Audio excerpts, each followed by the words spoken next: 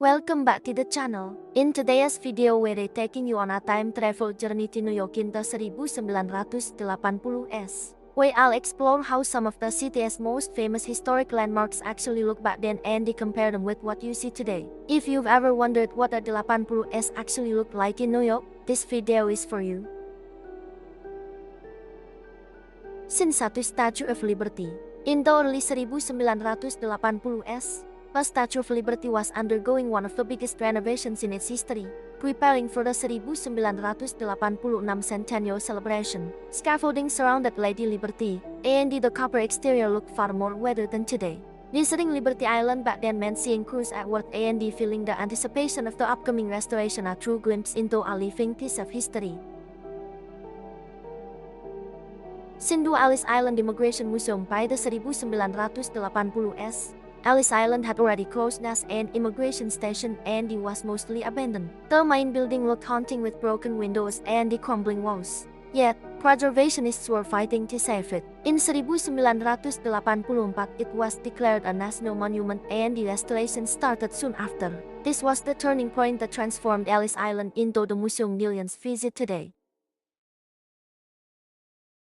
Scene 3, Empire State Building. In the 1980s, though Empire State Building still dominated the skyline as New York's tallest skyscraper, the Art Deco interiors hadn't been modernized yet, and the observation deck was a favorite for the 80s tourists who loved the gritty, neon vibe of the city below. Vintage postcards from the era show the building lit with classic white lights, before no colorful LED system we see today.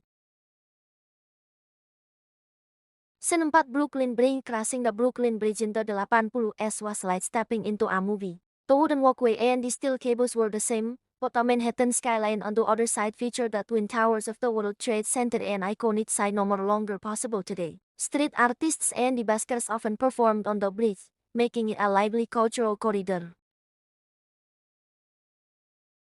Scene 5, Times Square area. Grand Central Terminal. In the early 1980s, Grand Central Terminal had a darker, grittier feel. The celestial ceiling was hidden under layers of nicotine and soot. Renovations hadn't started yet, so commuters saw a station that felt frozen in time. Likewise, just a few blocks away, Times Square was known for neon signs and 42 and the street as rough and very different from today's polished tourist hub.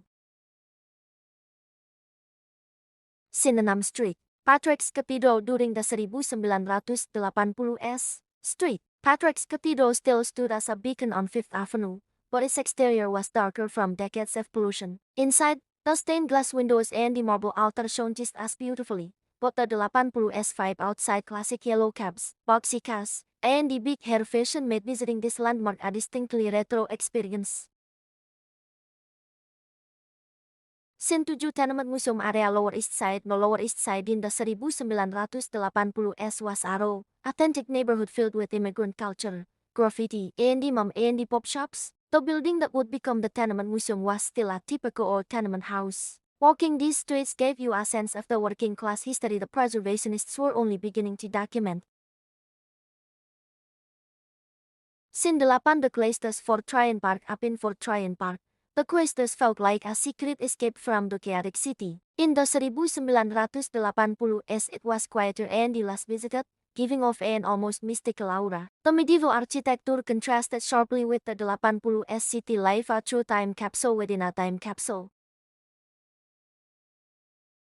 Conclusion. Last 30 seconds. That was New York in the 80s, a city of contrasts, grit and transformation. From scaffolding at the Statue of Liberty to the streets of the Lower East Side, these historic landmarks witnessed a fascinating era that shaped modern NYC. If you enjoyed this journey back in time, don't forget to like, comment and subscribe for more video about New York's history, travel guides and hidden gems. And tell us in the comments, which 80s landmark would you most like to visit?